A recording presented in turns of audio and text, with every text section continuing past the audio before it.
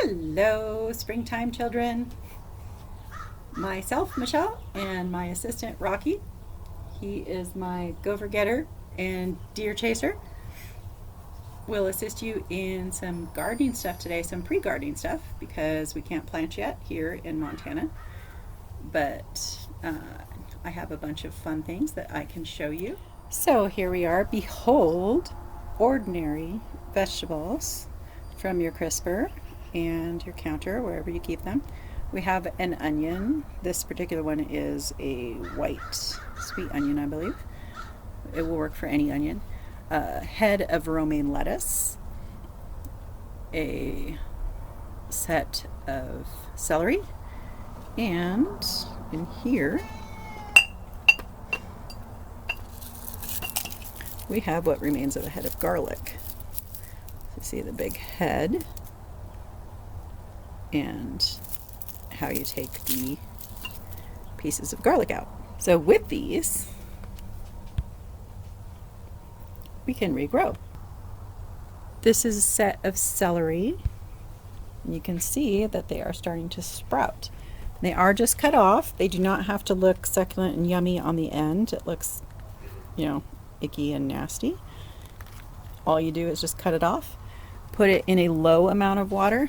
So if you don't have one of these cool pots like I have for dipping oils and spices, you just take your toothpicks and make a little tripod for them. So you can make a little thing to put it up higher and stick it in a jar or something else. But as you can see, so they haven't really changed a lot from when I first put them in there, except they are growing. So far, they don't have a lot of roots coming out. So for these, once you see roots, then you can transplant them into dirt. And keep them going. So this one is going to be your romaine lettuce. This is a smaller stalk than this one and has been growing for a little longer. So you can start to see the little roots here. You see the little root nodules? And definitely see you've got some lettuce coming up. And so you should get some good lettuce coming up. And the same thing will work. You can make a little tripod and stick it in the bottom if you have a hard time keeping it from being in too much water, because you don't want to soak the whole thing. You just want it about a ½ inch, quarter inch of water. So it is definitely something you want to check daily. But you can do your little toothpick tripod and put it higher up in water like so, if you like. And that will start sprouting romaine again. So eventually you'll end up, in general, you probably won't end up with as big a head, but it might be really sweet. It may be sweeter than the original. And this happened to be in a leftover bouillon jar. It's only in the pot right now just because it looked prettier in my window. These guys, here's your onion. And you can see I didn't even put it under the dirt. It started sprouting. I just stuck it in the dirt, stuck some dirt over it and added water, and it's going nuts. These now need to be transplanted and moved. This one is a little stem of garlic. Again, started shooting up. Just put it a little bit under and it will root fairly fast. And you can see all those roots in there. So those can go directly into dirt. You don't want to put these into water. They already have so much moisture, the onion, the garlic, and the potato. So the potato is getting nice and long. So potatoes are interesting because they make these tubers. You are more successful with organic potatoes. There are certainly some that are not organic that will not produce roots. So it's a better bet, but if it's producing roots, it's worth trying. So if it starts coming out and producing tubers, then you just put it in the ground or in the dirt in a pot. And if it starts coming out. So potatoes are really interesting because you can put them in some dirt at the bottom, and you want them in a really tall pot, eventually a tall box.